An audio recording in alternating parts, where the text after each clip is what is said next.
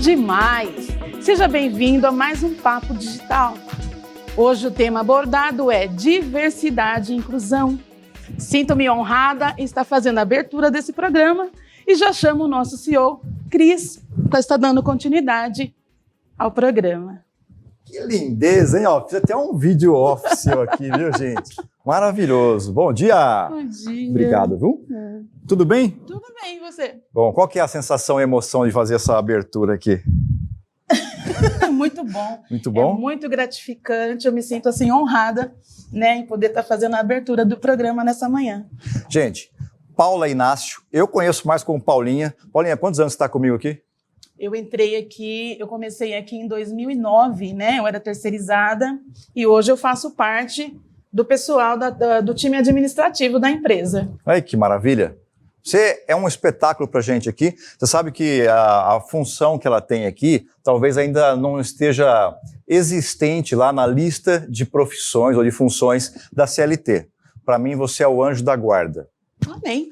É muito bom saber que tem você por aqui, que cuida da gente, que cuida das coisas todas. A gente sabe que muitas coisas só acontecem porque você está aqui e é uma segurança para mim saber que você está sempre ali do ladinho, pertinho da nossa salinha ali. Obrigada. Tá bom? Tá bom. Paulinha, se você pudesse mandar uma única mensagem no WhatsApp de todas as pessoas do mundo hoje, que frase você mandaria para essas pessoas? Viva o hoje como se fosse o último dia da sua vida. Viva, ame, abrace, chore, busque, se entregue, porque é muito bom. Que coisa linda, né? Paulinha, obrigado, viu? Mais uma vez. Valeu. Viu, gente? Começou já emocionante o programa. Fique à vontade, Paulinha. Valeu. Gente, olha só que coisa legal, né? A gente poder iniciar o programa hoje com uma energia tão boa. Então, estou realmente, assim, realizado e feliz, sabe? De poder ter a oportunidade de trazer pessoas com a gente aqui, como a Paulinha e entre outros. O papo nosso hoje aqui de diversidade e inclusão vai falar também um pouco sobre isso. E olha, o programa está mega especial. Eu já queria te agradecer de antemão, até repetir aqui o bom demais. Me perguntaram outro dia, o que significa para você esse bom demais? E para mim, bom demais é tudo aquilo que a gente não quer que termine. E estar aqui, poder falar com as pessoas, sabe, poder compartilhar conhecimento, trazer gente tão especial, né, como é o caso da Paulinha aqui e também das convidadas que a gente vai ter aqui hoje, é um fator de muita felicidade, muita alegria e realização para a gente aqui da Inspend, tá bom? Bom, gente, vamos entrar no tema, já falamos aqui que nós vamos falar sobre diversidade e sobre inclusão. Talvez você não tenha tido ainda um contato tão mais profundo sobre o tema e hoje nós vamos poder contribuir com você aqui. Lembrando que se você está acessando através das nossas plataformas ou mesmo através do LinkedIn, você pode mandar a sua pergunta e vai participar com as nossas convidadas que já eu vou trazer para cá, tá bom? Tem algumas palavras que eu queria deixar com você aqui, ó. Promover a diversidade e inclusão dentro das organizações é muito mais que preencher cotas. É muito mais. Diversidade e inclusão tem a ver com pessoas, com a humanização das empresas, com cultura, aliás, cultura muito relevante, propósito e a diferença que a companhia pode fazer na sociedade. Beleza? E aí eu queria também compartilhar com você aqui alguns indicadores que talvez você não saiba. Você sabia que 15% do PIB brasileiro corresponde ao faturamento das empresas que apresentam programas de diversidade e inclusão? Você sabia disso? 33% mais de faturamento em companhias com diversidade étnica e cultural. Olha só que bacana esse indicador. Outro, 55% a mais de chance de obter melhores resultados. Sabe quando? Quando a empresa tem mulheres. Ou seja, quanto mais mulheres, 55% maior é a chance de se obter bons resultados. E tem um outro dado, né? Já que a gente está em época eleitoral aqui, e o intuito aqui não é de falar de política e nem de candidato, é mais para você saber indicadores, tá bom? Candidatos negros representam, e aí depois nós vamos falar com as convidadas aqui, quando é que eu posso usar a palavra negros e quando é que eu posso usar a palavra preto? Eu confesso a você que a gente deve de perguntar para elas, porque elas que são as especialistas. Mas na pesquisa está assim, gente, ó. candidatos negros representam 32% dos eleitos em 2022, ou 135 deputados, 6 senadores e 6 governadores. E eles foram divididos em 77 desses 135 e são de partidos da direita, 30 são de partidos da esquerda, 28 são partidos do centro.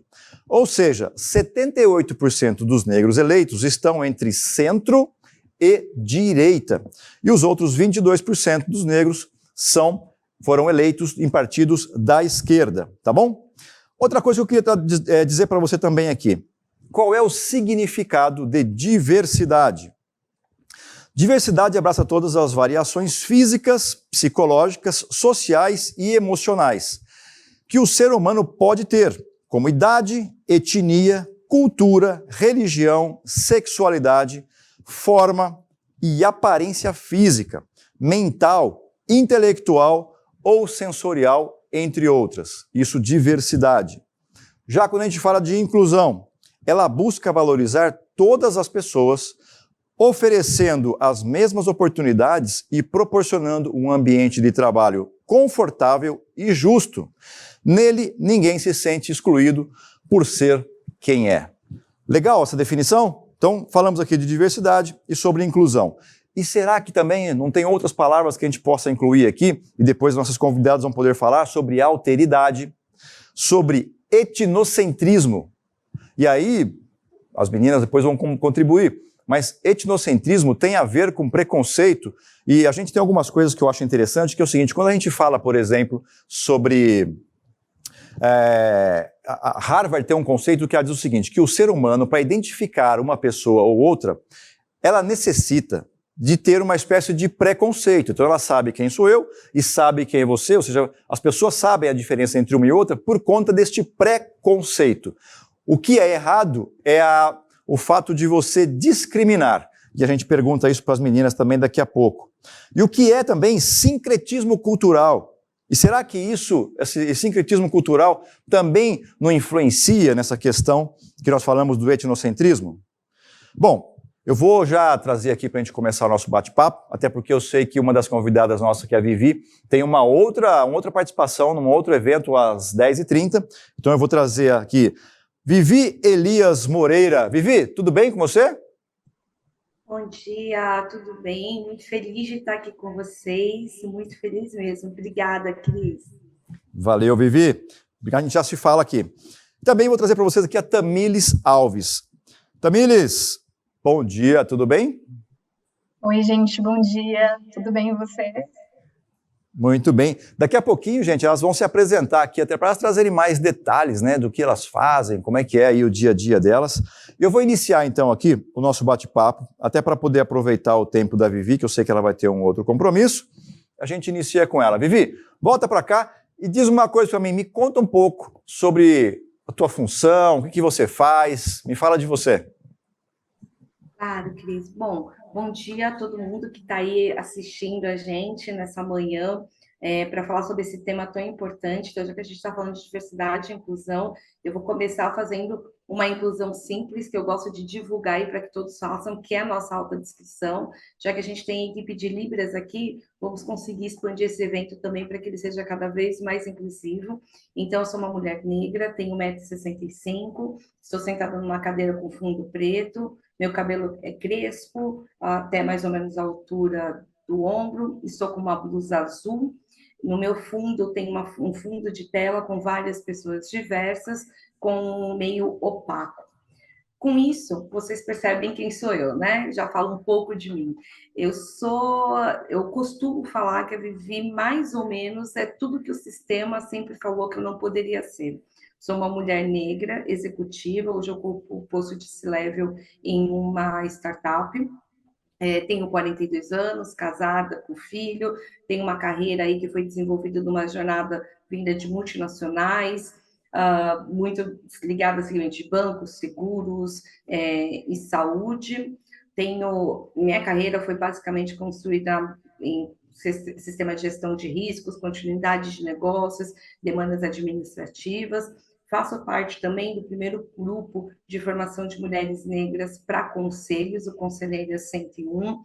Faço parte de alguns órgãos internacionais de mulheres, como o WCD, para posições de conselho, o PDEC do IBGC, Programa de Diversidade em Conselho também. E mais do que isso, eu costumo brincar que eu sou uma mulher que decidiu desafiar o sistema e ocupar alguns espaços para que mais pessoas como eu estejam cada vez mais em lugares que nunca foram normalizados. Diversidade e inclusão sempre foi minha causa pessoal, muito mais do que uma motivação profissional, mas hoje eu uso a minha voz para conscientizar e trazer mais pessoas para um cenário, primeiro pessoas negras, para um cenário de representatividade, onde é possível estarmos onde quisermos sim, e pessoas não negras no seu papel atuante de aliado, para que entenda que falar de diversidade, independente do pilar, é necessário e é falar de nós mesmos em um maior grau, porque a única certeza que temos é que somos todos diversos. Passo para você, Cris. Você sabe que assim, né? A gente teve a oportunidade de se falar, de fazer um esquenta, né, essa semana. E aí, aliás, foi na sexta-feira que a gente se falou, né? Foi. E aí eu comentei, né? Vai ser um grande aprendizado para mim esse programa hoje, de poder estar com vocês aqui e aprender muita coisa. Porque assim, por exemplo, nós fizemos, você trouxe aqui uma abertura muito legal, porque você pode contextualizar o espaço físico, né? Contextualizar sobre você. Aí eu fico me questionando aqui o seguinte, e aí vai ser um aprendizado para mim e talvez para quem esteja assistindo. A gente tem hoje, Vivi, algumas situações como, por exemplo, do Shark Tank e coisas ligadas aos negócios, onde a gente tem um espaço de tempo muito curto para conseguir prender a atenção das pessoas, né, e conseguir obter algum tipo de oportunidade para poder fazer um negócio. Quando a gente faz uma abertura, por exemplo, eu não sei exatamente quanto tempo, né, você precisou para poder, de repente, descrever esse cenário como um todo. Como é que a gente faz para competir essa necessidade tão importante, sabe, dessa contextualização que você trouxe? Porque realmente, né, quem está assistindo, se a pessoa, de repente, ela não tem a visão, ela só ouve, como é que ela faz para saber tudo sobre você, sobre a gente, né? Como é que a gente faz para competir com isso? O tempo para, de repente, ter um pitch de negócio com uma questão da contextualização disso. Cris, excelente pergunta. Eu acho que quando a gente fala de diversidade e inclusão, a possibilidade de ser inclusivo, ela já possibilita que os negócios tenham outros ganhos, e ganhos tangíveis, né? Então, se a gente pensar, por exemplo, nessa autodescrição, que eu levei exatamente 35 segundos para realizá-lo, é uma forma de incluir outros públicos dentro do nicho que eu estou atuando, mas mais do que isso é não discriminar. Pensa bem, se nesse momento eu tenho uma pessoa deficiente visual que participa desse evento e conseguiu em 30 segundos ser incluída, ela já vai ter um diferencial na conversa do Papo Digital, porque ela está se sentindo pertencente. E quando nós falamos de vendas, de negócio, eu acho que a primeira coisa que a gente tem que entender é que nós estamos falando de pessoas. E quando pessoas se sentem pertencentes aos nossos negócios, aos nossos processos, e mais do que isso, que elas podem ser representadas de algum grau dentro do processo que a gente conduz, de uma negociação, de um convencimento, a lá Shark Tank, que o Shark Tank nada mais é do convencimento de que o meu negócio pode ser investido e, de repente, eu posso ser um investidor para uma pessoa com deficiência também. Portanto, eu sempre tento buscar o maior número, e, gente, está tudo bem, porque não dá para a gente fazer tudo, mas o mínimo é nossa obrigação. Como, por exemplo, o intérprete de Libras aqui. Aliás, um beijo, muito obrigada às pessoas que estão aqui fazendo a tradução em Libras. Percebam que existem algumas vantagens competitivas quando a gente está falando de diversidade e inclusão, que pode ser o diferencial do seu negócio e pode ser realmente um convencimento, pertencimento quanto pessoas e até investidores, né? Quebrando algumas barreiras invisíveis que a gente tem realmente com relação ao que é diferente do nosso e que a gente não dá oportunidade de conhecer. Perfeito. Alguém comentou agora há pouco aqui, você não chegou a ver aqui a mensagem, né? Porque o sistema que a gente usa de comunicação não é o mesmo de quem está assistindo, dizendo que você é maravilhosa, e depois dessa resposta eu só posso concordar que você é maravilhosa, viu? Excelente sua resposta.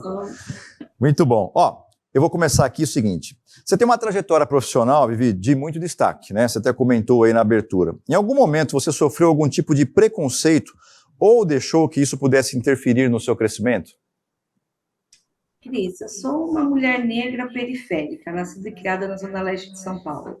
O preconceito, ele vem de uma história do nosso país que vem muito antes de mim, dos meus pais, e começou lá em 1500, e justamente eu acho que a primeira barreira de preconceito que eu tenho é na escola, porque as pessoas nunca ouviram a história do lado do colonizado, a história sempre foi contada pelo lado do colonizador. Com isso, alguns preconceitos sobre mim, enquanto mulher, da questão de gênero, sobre mim enquanto raça, sobre o meu ecossistema, ele vem sendo construído por várias falácias que foram construídas dentro da minha jornada. Agora, a situação de preconceito, ela faz parte de mim porque as pessoas não estão acostumadas a verem pessoas como eu em alguns espaços que foram determinados que pessoas negras não poderiam frequentar. Então, o meu preconceito, ele começa de maneira simples, então são situações rotineiras, como todas as pessoas negras ou passam. Então, eu já fui confundida com a babá do meu filho, eu tenho um relacionamento interracial, e já aconteceu de eu ir ao shopping, o meu filho tem uma pele mais clara que a minha, acha que eu sou a babá do meu filho. Já aconteceu de eu ser confundida com pessoas famosas na sala VIP do aeroporto, porque pessoa negra famosa na sala VIP do aeroporto, pessoas negras na sala VIP do aeroporto, elas são famosas ou são parentes de jogadores de futebol. Mas dentro do mercado corporativo, já aconteceu de eu entrar numa reunião para tomar decisão e perguntarem, olhar para minha cara e falar, e aí, olá, bom dia, tudo bem, tudo bem? Eu quero um café e uma água, né? Todas essas microagressões que são preconceitos, e acho que é importante a gente salientar, Cris, que uma situação importante é que preconceito é crime, racismo é crime, homofobia é crime, então não dá para a gente normalizar algumas situações. O que podem acontecer são microagressões. E essas microagressões no dia a dia, na sua jornada de trabalho, muitas delas podem acontecer por vieses inconscientes que você, na sua cadeira, ainda não sabe. Então, o Papo Digital hoje, ele veio aqui para te trazer um acabou. Agora, o seu viés é consciente, você sabe que você tem que lidar. E aí, essas microagressões podem ser pequenas, mas vou trazer um exemplo aqui de que uma coisa rotina que acontece no mercado de trabalho.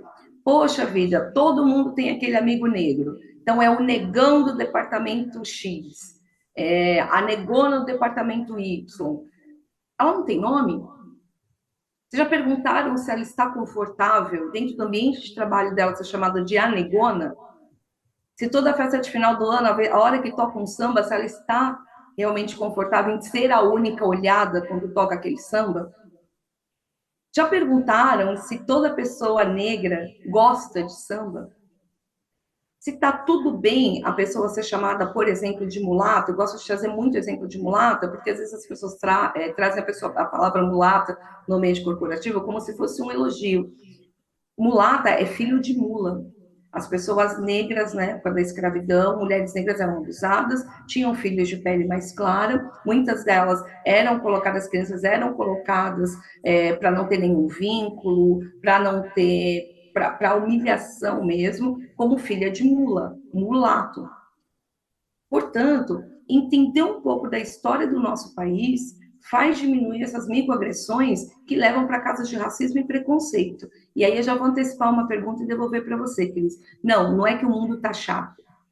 É que nós, pessoas negras, estamos demandando de mais respeito e mais entendimento sobre a nossa raça, sobre quem eu sou e, mais do que isso, sobre a minha potencialidade. E aí eu devolvo para você. Perfeito, perfeito, Vivi. E é o que você falou mesmo, né? A gente, às vezes, fala muito de arquétipos, né? E tem alguns arquétipos que ficam associados e, às vezes, mesmo sem uma intenção, existe uma emoção associada a isso, né? Porque a pessoa pode não ter especificamente uma intenção de fazer algo, como você comentou, a intenção não é agredir o outro, mas é importante que a pessoa esteja atenta, né? Se não está fazendo algo que possa, sim, deixar o outro chateado. E aí eu vejo, por exemplo, né? A gente tem oportunidades de viajar para diversos lugares, tanto seja no Brasil ou fora do Brasil. A questão cultural, né, essa diversidade cultural, ela faz com que exista comportamentos diferentes. Então, de repente, você vai para uma região sul do Brasil aqui, talvez você se depare em algumas regiões com um pessoal mais machista, por exemplo, e de mais idade, né? E aí eu fico... Como é que a gente pode explicar para essas pessoas de mais idade, que aprenderam com as músicas, que aprenderam com a cultura daquela época, como é que ela lida com essa realidade do dia de hoje? É muito complexo isso, né? Eu pegar um dos nossos avós, né? Olha, não é mais assim. Tem alguma dica para a gente... Como é que a gente faz para explicar isso? Cris, eu acho que o primeiro ponto é a gente explicar que a nossa construção histórica no Brasil, ela não foi feita para incluir pessoas negras. Ela foi feita para excluir a margem de uma sociedade de pessoas negras. Então, quando ocorre, principalmente a gente está falando aqui da questão de etarismo, e vamos combinar, né? Está todo mundo ficando mais velho, ninguém está ficando mais novo, e o etarismo é um ponto de diversidade e inclusão que vai chegar a todos nós. Então, quando as pessoas me perguntam como a gente pode ter uma diferença, ou ensinar, ou explicar, eu acho que hoje a informação está fácil acesso a todo mundo. O que a gente tem que falar é pautar no respeito. Esse é o primeiro ponto. E outra coisa que eu super recomendo sempre é ler, investir em leitura, investir em ouvir o outro lado, investir em questionar o porquê vó e vô você está falando disso. Quem ensinou isso para vocês? Né? E eu gosto muito de ler, então eu super recomendo um livro que chama Escravidão, que tem 3 grandes blocos do Laurentino Gomes, que conta a história do Brasil, e é um dos poucos livros que eu sei que conta a história do Brasil real, né? A história da escravidão de uma forma real. Mas no mundo corporativo eu gosto muito, tem, é óbvio que eu deixei aqui de propósito, não sei se dá para ver, eu super recomendo esse livro aqui, que ele chama Diversidade, Equidade e Inclusão. Tornar simples o que parece complexo. Quando a gente está falando de entender, de explicar, que foram alguns amigos meus que fizeram esse livro, e quando a gente está falando de explicar, nós estamos falando de incluir. Nós temos uma diferença cultural aqui no Brasil que se explica pela origem de colonização de um povo, mas isso não quer dizer que a gente precisa manter algumas tradições que não fazem bem para quem construiu economicamente esse país, que foi a população negra. Então, do mesmo jeito, eu tenho alguns amigos no Sul, né? A gente viu recentemente um caso horrível de racismo que aconteceu no Sul. Existe uma comunidade muito forte no Rio Grande do Sul, ligada a entender a história do negro. Nós temos, por exemplo, em Pelotas, tem um grupo muito grande, liderado pela professora Rosemar, que tem um museu afro-brasileiro. Então, existem formas da gente entender hoje, Cris, que espaços para preconceito, eles não são mais permitidos e não podem ser justificados por diferenças culturais. Perfeito. Como eu falei no início, preconceito é crime. O que nós precisamos fazer é, você está disposto a entender? Se você está disposto a entender, você está disposto a incluir. Se você está disposto a incluir, você consegue ouvir o outro lado. E essa forma tem um nome muito bonitinho que todo mundo usa, mas poucos praticam, que chamam de empatia. Nós precisamos ter empatia referente a alguns pontos, e mais do que isso, eu ressalto, nós precisamos entender a história de quem é diferente. Eu, Viviane, precisei estudar para entender como eu faço, por exemplo, para incluir na minha jornada pessoas de outros pilares de diversidade e inclusão. E aí eu vou dar uma dica simples, Cris, aqui para devolver para você. Parem agora todo mundo que está em casa e pensem, quantas pessoas diversas você vive junto? Não é conviver, não é a pessoa negra que presta serviço para você. Quantas pessoas vivem com você? Vê lá no seu Instagram. As pessoas que vivem com você são só iguais a você? De raça? São pessoas que não têm deficiência? São pessoas que não são dos pilares relacionados a LGBTQIA+. Se você não tem o diverso na tua vida, você nunca vai entender o quanto você ganha de cultura, de entendimento, de história, de vivência, de amizade, de respeito, em conviver com o diverso. E que vai impactar certamente em resultado, né, Vivi? E que vai impactar... Sem dúvida, é a forma que você consegue entender o diferencial, Cris. Sim. Conviver com o diverso é muito mais do que ter somente o token, né? Uma única pessoa negra que eu conheço, uma única pessoa LGBT que eu conheço, e outros pilares de diversidade, uma pessoa 50 a mais que eu conheço. Conviver com o diverso é viabilizar que o diverso faça parte do seu cotidiano. E fazer parte do seu cotidiano aumenta o seu nível de respeito, aumenta o seu nível de entendimento e, mais do que isso, diminui muito as situações de preconceito, crimes raciais ou outras coisas que possam acontecer relacionadas ao que não é mais aceitável e tolerado nos dias de hoje. Perfeito, perfeito. Com base nisso, eu vou até emendar uma outra aqui, ó. Além da questão de gênero e da questão racial, existem outras dimensões da diversidade que as empresas precisam tratar também. O exemplo das pessoas com deficiência, né, o PCD, pessoas LGBTQIA+, e também da questão das gerações, que também é outro tema complexo, na minha visão aqui, a parte de gerações, né? Nós temos 4 gerações, pelo menos, convivendo junto hoje dentro das empresas. Qual caminho as empresas podem, então, Vivi, traçar para contemplarem esses grupos que também foram minorizados e precisam de ações efetivas que promovam a inclusão? Cris, quando nós falamos de etarismo, aqui a gente tem que pensar num ponto muito importante, né? Nós estamos numa onda de construção de startups, de pessoas jovens, dinâmicas, que muitas vezes caem no erro comum, e aqui eu estou falando muito mais até da minha profissão de gestão de risco, de não ter pessoas que têm a maturidade necessária para entender ainda alguns caminhos relacionados ao mundo corporativo. Portanto, ter pessoas 40 a mais, 50 a mais, em posições estratégicas na sua empresa, é um diferencial para a estabilidade, para entendimento, para a viabilidade econômica da sua organização. O que eu quero dizer com isso? Tem um grupo no Japão que ele incentiva, por exemplo, uma ação de mentoria reversa.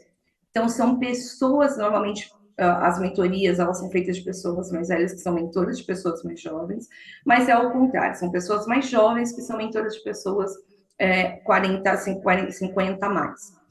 O ganho de conexão, cultura, viabilidade, e não é para ensinar tecnologia não, tá? Essas pessoas mais jovens acabam ganhando muito mais entendimento com as pessoas maduras, única e exclusivamente porque experiência de vida. Então, quando a gente fala de etarismo, o que a gente tem que trazer aqui é que, primeiro ponto, o etarismo ele não consegue ser separado dos outros pilares de diversidade. Vou dar um exemplo. Pessoas negras 50 a mais. Quantas pessoas negras 50 a mais vocês conhecem que ainda atuam no mercado corporativo e, mais do que isso, que estão em posição de tomada de liderança? Gerentes, diretores, executivos, C-levels, conselheiros. Quantas mulheres 50 a mais vocês conhecem nessas mesmas posições? Então, trazer o ponto de etarismo como ponto de reflexão para as organizações é falar de negócios, como todos os outros pilares de diversidade e inclusão. Mas a população brasileira, ela vem ficando mais velha. A população brasileira, ela tem uma longevidade maior. Com isso, quando a gente vai discutir o ponto de etarismo, nós estamos falando da perenidade de todos nós que estamos aqui nessa live, nesse momento. Falar sobre etarismo hoje é não viabilizar conversas sem descolar de outros pilares de diversidade e inclusão, tá? Aqui nós não estamos defendendo somente homens 50 a mais ou mulheres 50 a mais, nós estamos falando de 50 a mais de todos os pilares de diversidade e inclusão. Um outro ponto também que eu gostaria de trazer, que eu acho que é importantíssimo a gente começar a pensar, é a questão de religião dentro da empresa, gordofobia dentro da empresa, e todos esses pontos de diversidade e inclusão, eles precisam ser tratados em canais oficiais das organizações, para que as pessoas tenham segurança em denunciar qualquer desvios que possam acontecer.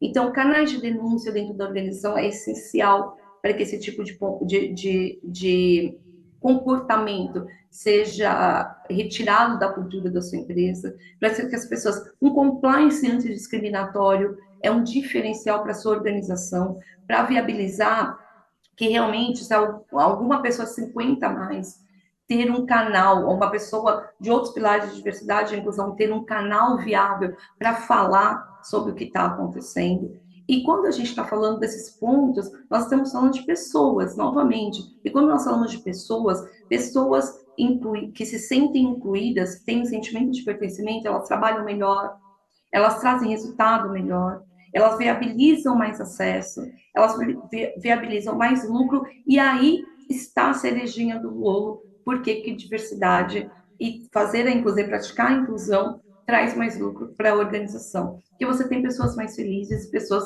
no seu local de trabalho podendo ser quem elas são. É muito além do filme, tá? Do jovem estagiário. É muito além daquilo. É permitir que as pessoas tragam o melhor delas dentro do seu ambiente de trabalho, de maneira a somar e não a diminuir, e muito menos dividir. Perfeito, Vivi, perfeito. A gente ganha muito com essa diversidade aqui, a gente percebe isso na empresa. As ideias, a maneira de pensar, essa visão diferenciada soma muito, né, com aquilo que a gente está fazendo e leva a gente certamente para outro patamar. Porque senão, essa questão de diversidade, por exemplo, cognitiva não é a palavra correta, mas de aprendizado mesmo, sabe? De estrutura de onde foi que as pessoas estudaram. Se a gente tiver somente pessoas que estudaram numa única escola, né, uma única fonte de informação, isso não soma com a organização e você fica sempre estagnado, parado no mesmo ponto, né? Tem uma outra coisa para você aqui, ó. Qual o papel da liderança das empresas na promoção da diversidade e inclusão? Isso é trabalhado hoje na sua organização? Sem dúvida, Cris. Eu acho que o papel da liderança hoje é o diferencial quando a gente fala de diversidade e inclusão. E aqui eu vou fazer um parênteses, não é só recursos humanos, tá? Recursos humanos eu brinco assim, a área de RH de uma empresa com relação à diversidade e inclusão, ela é a porta de abertura. O restante é feito por dentro. E a liderança eu vou trazer exemplos práticos.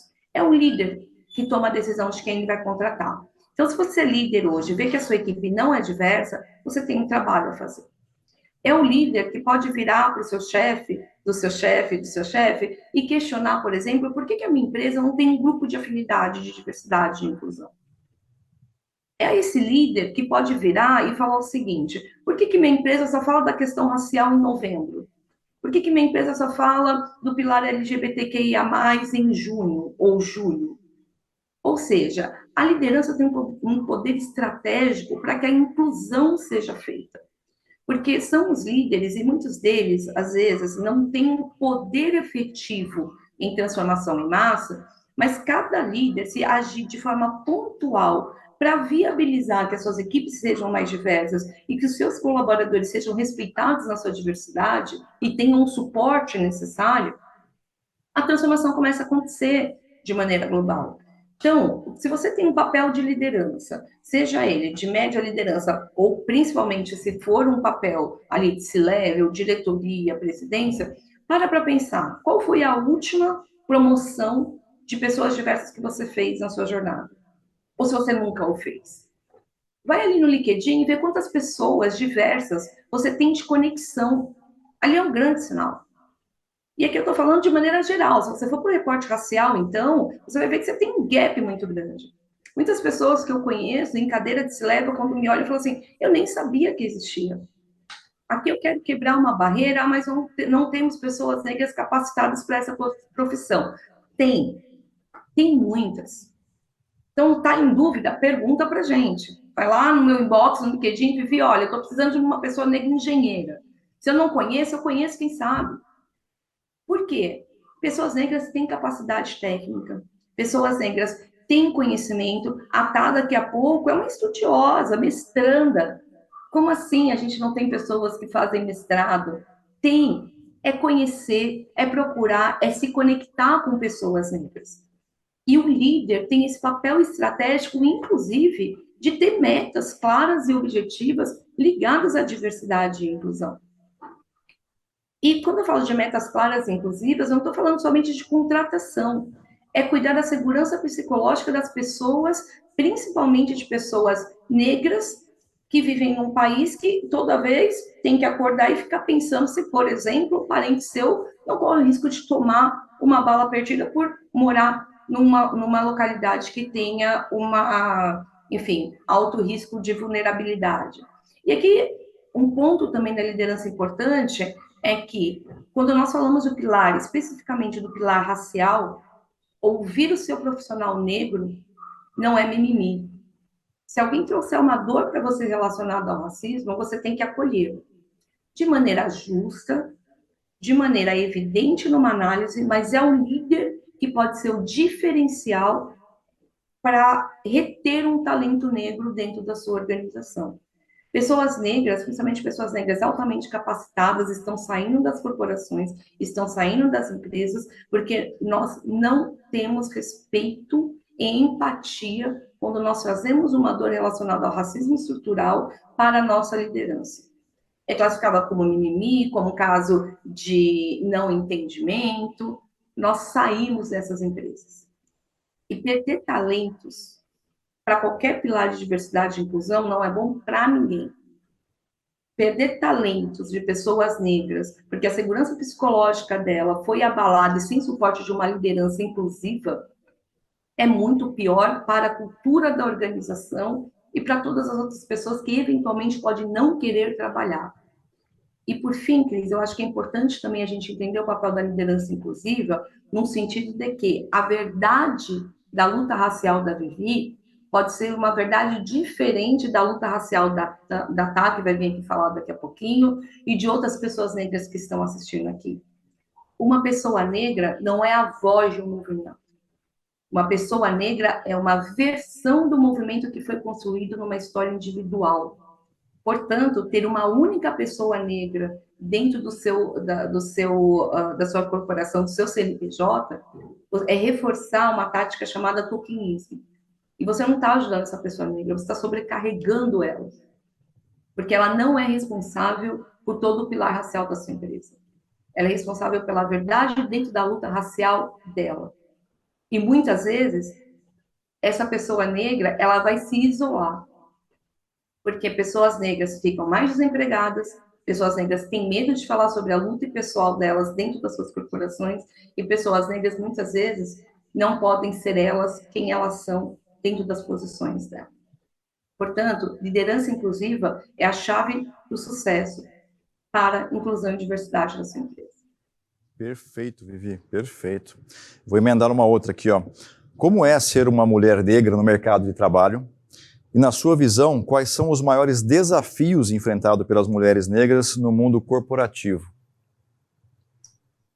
Ser mulher negra no mercado de trabalho é desafiar o status quo todos os dias, 24/7, até quando você pensa que você não está o desafiando, né? Ser mulher negra hoje é movimentar realmente a base da pirâmide, aquela frase que é altamente falada, é movimentar a base da pirâmide a um nível que a gente consegue mudar estruturas familiares. Ser mulher negra no mercado de trabalho é combater uma invisibilidade todos os dias que alguém falou que ela existia.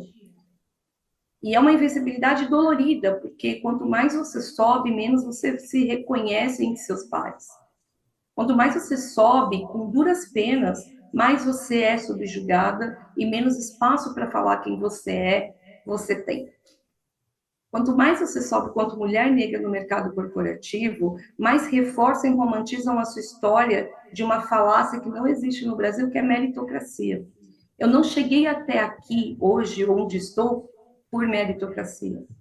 Eu cheguei com muita luta, com muita dor, com muita lágrima, mas com oportunidades concedidas por pessoas aliadas, não negras, que enxergaram o potencial da Viviane e permitiram que a Viviane mostrasse as capacidades técnicas dela, além de falar só sobre diversidade e inclusão.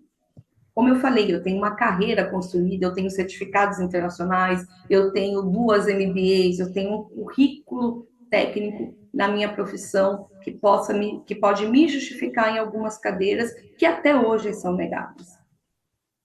Muitas vezes eu venho falar sobre diversidade e inclusão nessas ações como o Papo Digital com o maior carinho. Aproveito para deixar um beijo aqui, ó, para a Fabi, que me incentiva e me conhece desde a época ali das minhas quebradas da minha família de Carapicuíba, que está lá.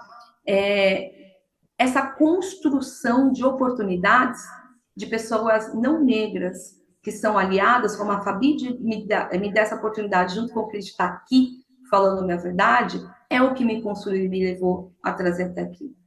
Ser mulher negra no mercado corporativo é o tempo inteiro tentar praticar a sororidade de forma estratégica com todas as outras mulheres negras que precisam também, têm potencial para estar no mesmo nível que eu estou. Ser uma mulher negra, e já falando aqui, engatando também os desafios no mercado corporativo, é todo dia ter que chorar no quietinho aqui, assim, no meu privado, dos desafios que eu tenho, porque mulher negra, quando fala sobre a sua potencialidade, ela é questionada. Inclusive por outras mulheres.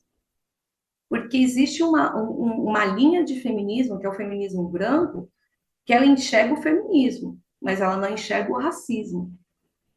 Então, muitas vezes eu tenho que convencer mulheres que eu também sou uma mulher, mas por ser mulher negra, eu estou 10 passos atrás do que elas.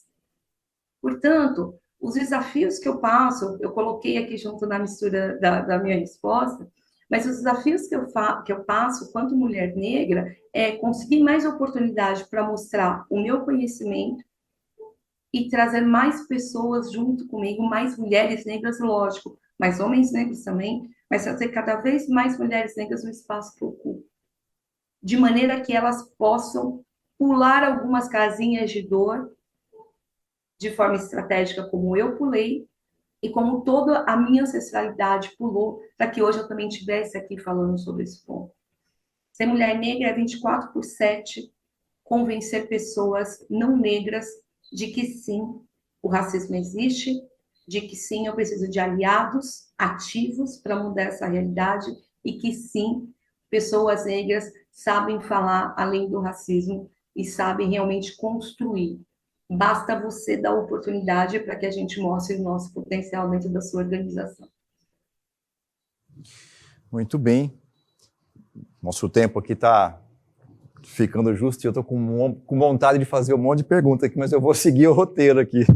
Ó, muitas empresas que não implementaram ainda, né, estratégia de diversidade e inclusão podem não saber por onde começar. Qual a sua sugestão para essas empresas? Primeiro ponto, comecem conversando com um diverso da sua organização. Chamem essas pessoas e perguntem, como é que vocês estão? Essa é a primeira pergunta básica. Segunda pergunta, o que nós podemos viabilizar aqui na empresa de maneira emergencial para que você consiga se sentir incluída na sua diversidade? Isso vale para todos os pilares de diversidade. Você não tem, Vivian, eu não consigo ter o número necessário de pessoas para realizar. Contrate um profissional de diversidade e inclusão, tem várias consultorias que podem fazer isso, mas uma conversa com quem é diverso da sua organização demora 1 hora. Então, dá para fazer. Requer só empatia e escutativa. Não delegue somente para a área de recursos humanos, você pode fomentar, de repente, a criação de grupos de diversidade e inclusão dentro da sua organização. Não tenha medo de conhecer o tamanho do buraco, é o que eu falo, né? De forma estratégica, às vezes a gente fica, não, melhor não tocar nesse assunto, porque a gente sabe que a gente não tem, deixa lá, 1 hora o buraco vai se tornar tão grande quando você vê, vai ser inviável você tratá-lo. Reconheça ali de cara, porque é melhor começar a trabalhar agora na construção da melhoria do que nunca. Então, realize o censo de autodeclaração, viabilize que as pessoas sejam escutadas, tenha um canal efetivo dentro do seu RH ou da sua área de compliance ou da sua área jurídica, um canal de denúncias ligadas, antidiscriminatória, ligado aos pilares de diversidade e inclusão. Chame a alta liderança que está aqui. Defina métricas efetivas e claras. Se você não quiser falar de diversidade e inclusão, fale de SID que está na moda. O que seja, mas o faça. Outro ponto importante é não incentivem só ações de diversidade e inclusão em datas macro para os pilares de diversidade e inclusão. Eu não sou negra só em novembro, que é o mês da consciência negra. Até comentei com o Cris, achei sensacional a gente não estar fazendo esse papo não ser. A Tá vai falar disso daqui a pouco, mas a gente conversou, para nós, quanto mulheres negras, é sensacional que esse papo não está acontecendo em novembro.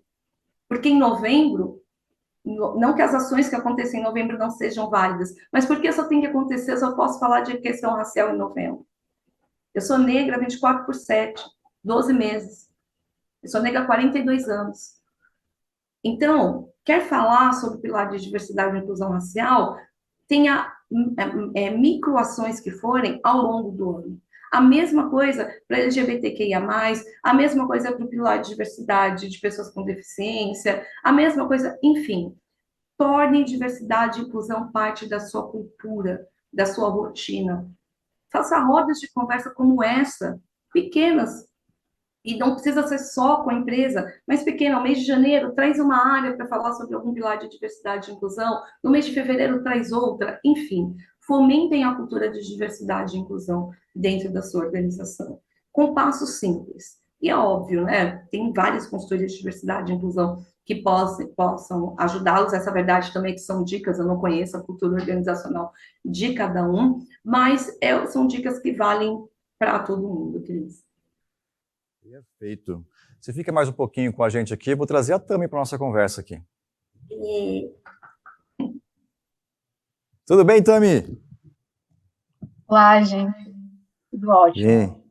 Tami, eu sei que você é especialista de diversidade, você é doutorada, né, na Diversa da USP, mas me fala um pouco mais de você. Estou doutorando ainda, vou terminar a tese no ano que vem. Bom, gente, primeiramente eu gostaria de me autodescrever, né? Eu sou uma mulher negra, tenho cabelo crespo, curto e preto. Eu uso óculos de grau. Eu estou usando um brinco branco, uma bolinha pequena branca. Estou usando uma blusa preta e um blazer amarelo. No meu fundo tem um pano de fundo aqui com pessoas diversas. Passa a você, Cris. Muito bem. E você sabe que eu queria aproveitar aqui, Tami? Eu gostaria de dizer uma coisa que eu sempre... Acho que as pessoas vão perceber no meu sotaque, né? Eu sou baiana, gente. E eu sempre inicio a minha fala dizendo que eu sou baiana, só que eu sou do interior da Bahia. Eu sou de Ubatã, uma cidade do interior, fica no extremo sul da Bahia, ali entre Ilhéus e Itabuna. Então, eu acho que as pessoas vão perceber, né? Então, assim, sou uma mulher baiana, ubatense e nordestina, aqui em São Paulo. Cheia de riqueza, hein? Cheia de riquezas aqui. Ó, quero agradecer aqui a Clara e o Matheus que estão fazendo pra gente aqui o trabalho de Libras. Meu, grande abraço para vocês dois. Gostaria que vocês estivessem aqui perto, inclusive, não só para dar um abraço na Tami e na Vivi, mas em vocês, para esse trabalho maravilhoso que vocês fazem, né? Não é só no nosso programa aqui, eu digo o trabalho mesmo de vocês se dedicarem a pessoas que precisam, sabe? Poder ter acesso, né, Tami, a essas informações e poder ser incluídas, e vocês fazem um trabalho maravilhoso. Parabéns a vocês e a todos que, sabe, têm essa competência, essa habilidade que não é para qualquer um, não. Tami, vamos começar com as perguntas aqui? O seguinte, a sua trajetória nos mostra que você vem da área acadêmica. Por que e como você migrou da área acadêmica para o mundo corporativo para atuar na área de diversidade e inclusão? Bom, eu sou graduada em comunicação social, a minha habilitação é em produção cultural, mas desde a graduação eu sempre tive interesse em estudar as políticas públicas, né? Então, a princípio, ali na faculdade de comunicação, eu estudava as políticas culturais. Então, eu tinha um olhar muito voltado para a questão cultural, né, da população negra.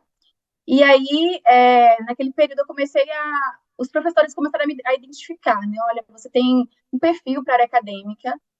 E aí eu comecei a realizar pesquisas e fui construindo esse caminho, né? Então, depois que eu consegui também concluir o meu mestrado em Cultura e Sociedade, eu comecei a me dedicar, né, para conseguir ser aprovada no doutorado e estou hoje na Faculdade de Filosofia da USP, no programa de Diversas, que é um programa muito, assim, incrível na USP, que a gente sabe que é uma universidade que, né, até muitos anos aí era uma faculdade vista como elitista, e agora a gente vê que a própria USP está abrindo, né, está construindo aí comissões, né, para a gente promover mais essa chegada dos negros, né, por meio das ações afirmativas, tanto nos cursos de graduação quanto nos cursos de pós-graduação. E aí, Cris, eu queria dizer assim, que o meu conhecimento, embora eu tenha um conhecimento muito teórico, eu tenho conhecimento também que é muito multidisciplinar, né? Porque aí eu venho da área de comunicação, só que a minha habilitação é em produção cultural. Então, essa área de produção cultural, acho que me deu muita base para eu atuar onde eu atuo hoje e também ter as expertises, né, na área que eu estou hoje. Então, tudo que eu aprendi nessa área prática da produção cultural me dá base para saber como criar, por exemplo, um cronograma robusto, criar propostas, criar projetos, programas dentro da empresa. Então, acho que também, durante um tempo aí, eu também fiz alguns cursos na área de gestão de projetos. Então, justamente para pensar, né, em como pensar por uma perspectiva teórica, mas também como tornar essa teoria prática, né? Então, eu acho que o meu ingresso na questão da diversidade veio desde esse momento em que eu estava na faculdade e já estava olhando para a questão racial, né? Então, a desigualdade racial e social vivenciada pelos negros na sociedade sempre foi algo que me incomodou como mulher negra e sempre foi uma coisa que eu quis pesquisar. E aí, quando eu tive a oportunidade, assim, eu lembro que eu estava acho que no meu terceiro ano acho que no segundo ano, aliás, de doutorado, e eu conheci Theo Vanderloo, que é o ex-CEO da Bayer, né? E aí o Theo, eu lembro que eu conheci através do LinkedIn, inclusive, enviei um projeto social que eu tinha para executar na comunidade que eu morava aqui em São Paulo, que é no Jardim Ângela. E aí o Theo, em uma conversa, ele marcou um café comigo, ele falou, Tamires, você tem muita, assim, capacidade técnica, né? Você tem muito potencial para atuar no mundo corporativo. E eu falei, será, Theo? Eu sou tão acadêmica, eu sou tão teórica. Ele tem sim, vamos apostar nisso. E aí o Theo, um homem branco, né, antirracista, ele começou a abrir esse mundo para mim. Então ele me convidou para atuar na startup dele. Então ele me contratou, fui a única mulher da equipe dele e a única mulher negra, inclusive, ali gerindo na equipe formada por homens. E fiquei um ano, né, na empresa dele e aprendendo muito, né? Porque o Theo, além de ter sido essa pessoa que me deu a oportunidade de ingressar no mundo corporativo, ele investiu na minha carreira, né? Então, focou ali na questão do inglês, né? Pediu para eu realmente me especializar mais nas áreas técnicas. Aí eu fiz, no mesmo momento que eu estava estudando, né, ainda para o doutorado, estava também fazendo outros cursos, né? Comecei a fazer cursos para me preparar também para atuar na área da diversidade, para entender outras dimensões, né? Porque, assim, eu sempre falo que a questão negra é o que eu aprendo desde sempre, né? O que eu estou estudando há muito tempo, mas como é que eu aprendo sobre outras dimensões da diversidade? Estudando sobre elas. Então, acho que eu tive essa preparação para mim que foi muito importante para chegar aqui onde eu estou hoje, né? Excelente. Aí eu até emendando com isso, né? Você é pesquisadora, como você comentou aqui, né, sobre racismo institucional e as políticas públicas para a promoção de igualdade racial dos negros no Brasil. Conta um pouco sobre as suas conclusões dessa pesquisa. Ótimo. Então, é muito bacana isso, porque geralmente você vê muitas pessoas atuando muito assim, olhando para a questão empresarial, né? Como as empresas elas conseguem olhar para a questão do racismo. E eu faço um passo que é anterior, né? Que é olhar para a atuação do Estado. Então, a gente sabe que o Estado brasileiro ele tem uma dívida histórica com a população negra, e é uma dívida que ele nunca vai conseguir pagar. Isso é óbvio, mas ele pode tentar reparar essa dívida por meio de ações, de políticas, né? De programas, de projetos. Então, assim, e vale lembrar que tudo o que a população negra conseguiu hoje, em termos de fazer com que o Estado olhasse para essas reivindicações aqui na sociedade, da população negra, nenhuma política veio de graça, né? Essas políticas são frutos aí das reivindicações desse movimento que está aí, né, desde a escravidão, dizendo o que a gente quer para a nossa população. Então, quando eu olho para o racismo institucional, que é esse racismo que é praticado pelas instituições, e aqui eu não quero hierarquizar os tipos de racismo, mas quando a gente fala sobre o racismo que impera na sociedade, o racismo estrutural, esse que está presente, né, nas relações sociais, eu sempre falo que um coexiste com o outro, porque, assim como fala o Silvio de Almeida, as instituições, elas reproduzem o racismo que está presente na sociedade. Então, quando eu falo do racismo institucional, que esse racismo que está presente no Estado, ele também está dialogando ali com o racismo que vem da sociedade, né, esse racismo estrutural, e que dá base, né, para que exista uma sociedade onde haja discriminação contra essa população. Então, assim, quando o Estado começou a olhar para essa população,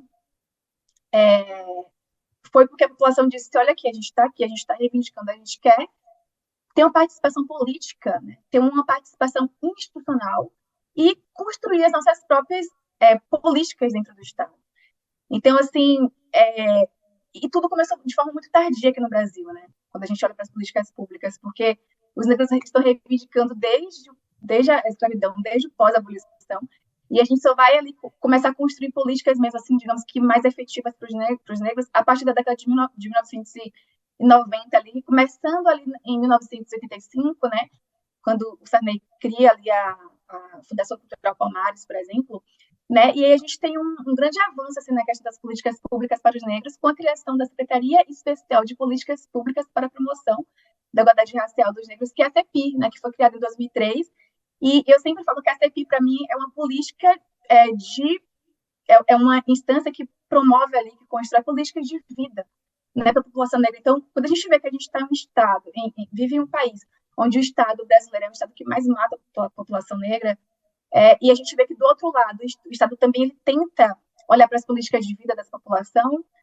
a gente tem que olhar que essas políticas de vida existem porque a população negra está ali, né? Não é o Estado simplesmente que vai lá e constrói, mas, claro, que a gente precisa dessa abertura, né? A gente precisa que o Estado, né, que as pessoas que estejam nos representando nessa instância do Estado, que olhem para essas reivindicações, olhem para os problemas que são crônicos, né, nesse país. Então, assim, o Estado, infelizmente, ele é uma máquina racista, né? Mas como é que o Estado pensa em construir políticas para a promoção da vida da população negra, né? Então, como é que o Estado pensa em combater o racismo? Construindo, formulando ações, construindo projetos e programas que são efetivos, né? Agora, claro que não dá para o Estado criar e ficar ali uma ação focada só no âmbito federal, né? Então, tem que ter uma capilaridade dessas ações. Então, tem que ir para o âmbito estadual, municipal, principalmente, né? Para que essas ações sejam efetivadas.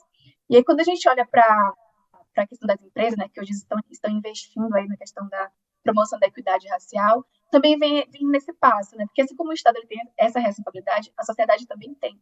Então, é muito importante que as empresas também olhem, né, e vejam, olha, a questão do racismo não é só realmente um combate que deve ser feito pelo Estado. Nós, enquanto sociedade, também temos essa responsabilidade, né? Então, como é que a gente vai agir, né, para mitigar, para tentar acabar com esse sistema de opressão que nega oportunidades, que invisibiliza os negros, né? Aliás, que tenta invisibilizar os negros até hoje na sociedade, né? Então, quando as empresas se abrem para essa questão de promover a equidade racial, é muito importante que ela olhe e se enxergue também como agente, né? Que pode trazer mudanças para a sociedade.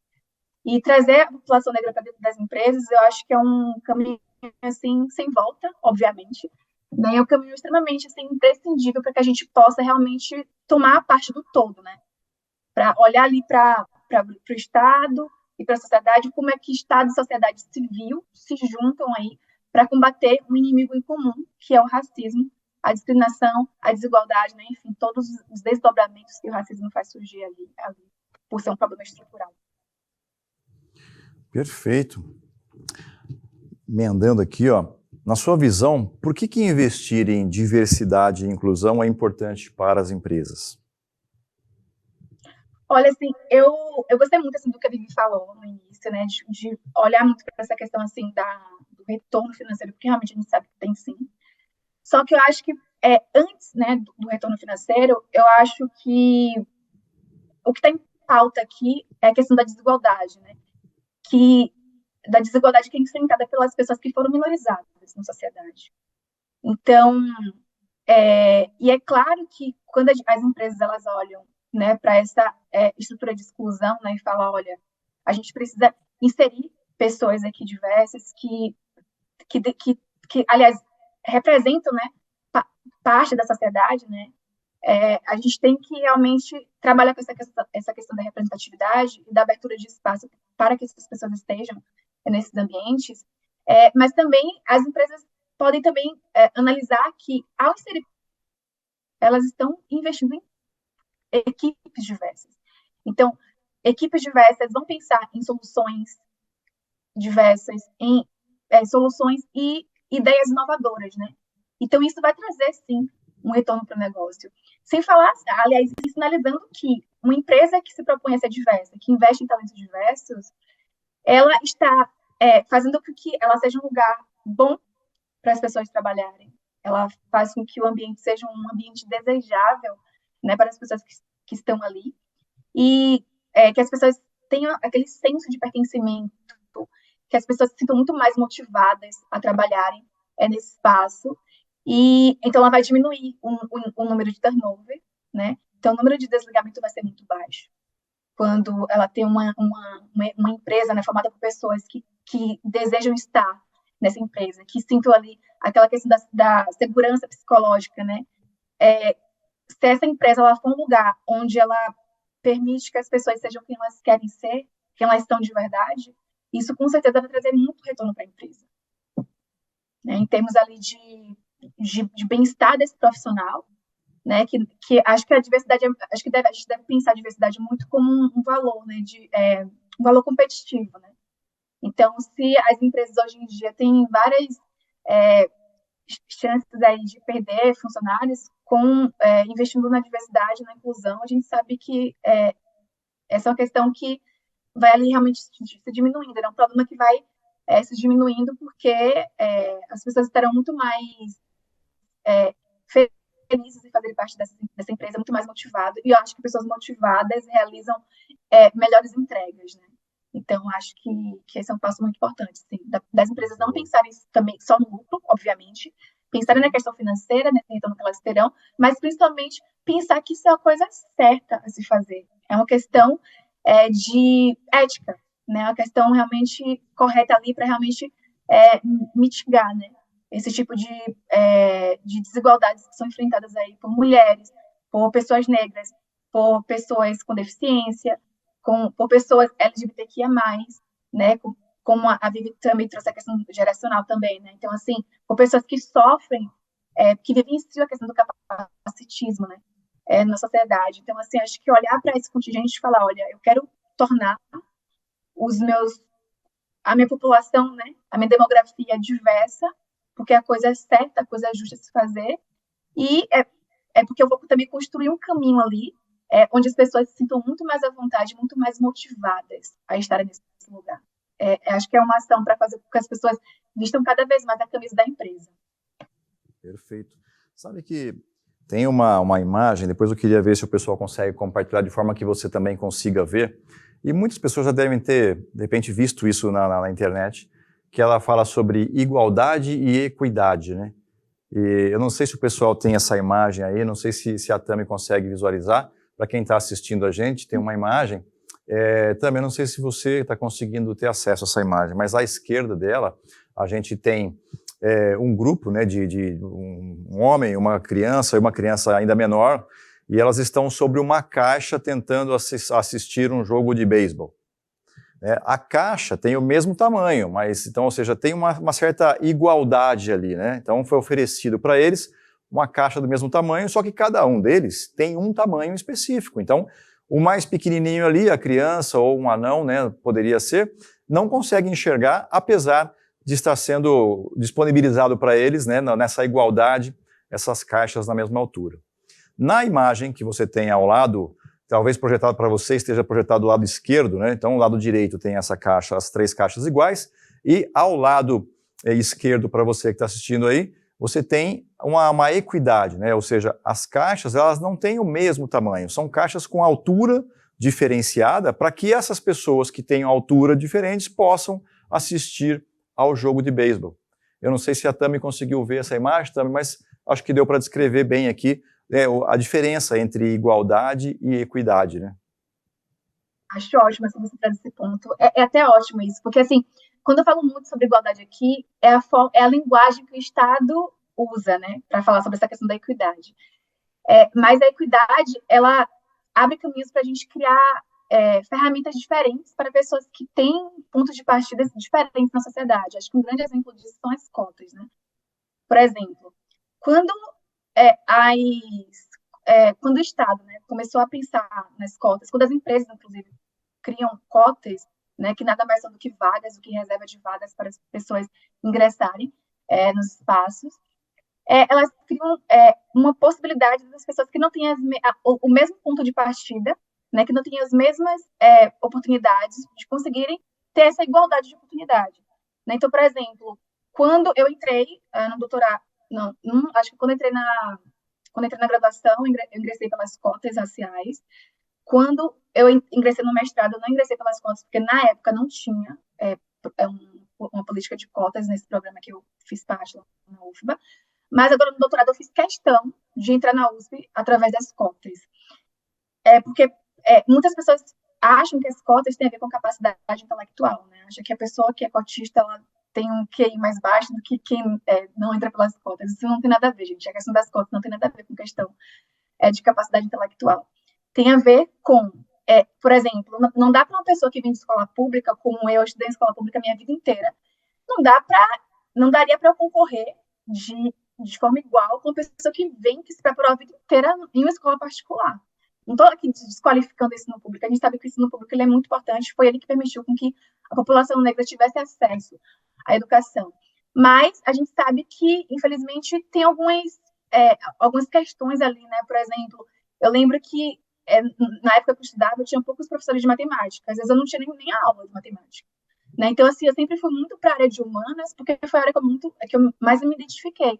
Mas se eu fosse focar na questão da matemática, por exemplo, se fosse para a área de exatas, eu teria, assim, alguns déficits, entre aspas, porque eu não tive, assim, muita bagagem, porque às vezes eu não tinha aula na escola, né? Então, infelizmente, essa é a realidade de muitas pessoas aqui no Brasil, né?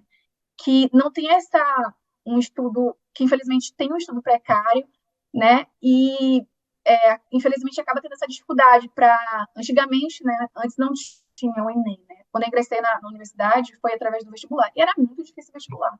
Porque eram perguntas classificatórias, eliminatórias. Ou seja, eu nunca fiz cursinho, né? Eu nunca fiz cursinho. Meus pais nunca tiveram dinheiro para pagar um cursinho para mim. Porque meu pai era aposentado na época e não tinha essa grana para me dar um luxo. Então eu tive que estudar sozinha, não tive outro caminho. Né? Então aí você fala, nossa, você conseguiu entrar na universidade pública, que na época não era o Enem, era o vestibular, que era assim, um pouco mais difícil. E conseguiu ingressar sem ter feito nenhum cursinho. Você estudou, você teve que... estudou, isso é mérito seu. Eu volto a falar aqui que não é mérito meu, como a Vivi falou.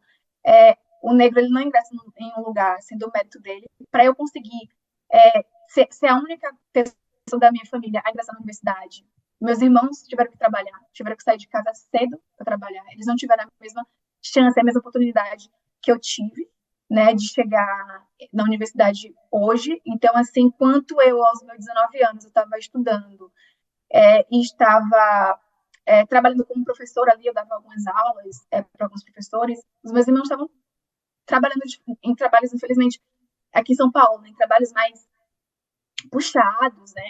Então, assim, eles não tiveram as mesmas oportunidades que eu, né? Eu sou a mais nova de 10, são 10 filhos lá, né? Meus pais tiveram 10 filhos, então eu sou a mais nova, sou a caçula. Eu tive, assim, mais chances de investir na questão do estudo.